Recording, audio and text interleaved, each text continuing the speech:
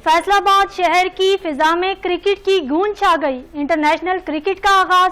पाकिस्तान और south Africa की टीमें इकबाल स्टेडियम में ट्रेनिंग के लिए पहुंच गईं। सिक्योरिटी के क्या क्या इंतजाम हैं, अपडेट कर रहे हैं नुमाइंदा 7 न्यूज़ मियां असदुल्ला। जी मियां असदुल्ला, अपडेट कीजिएगा।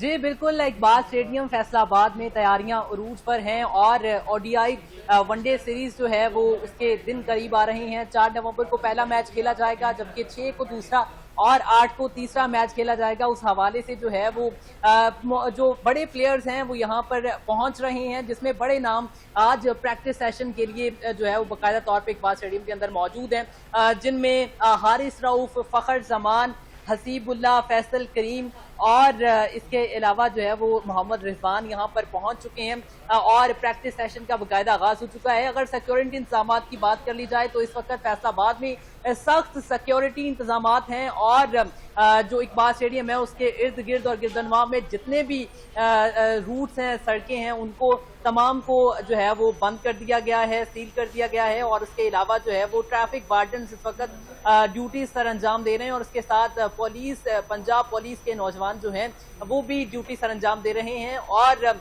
इस हवाले से जो है वो शायकीन क्रिकेट काफी पुरजोश नजर आ रहे हैं और ये जो सिलसिला है ये 8 नवंबर तक बाकायदा तौर पे जारी रहेगा। बहुत शुक्रिया मियां असदुल्ला, आपने हमें अपडेट किया।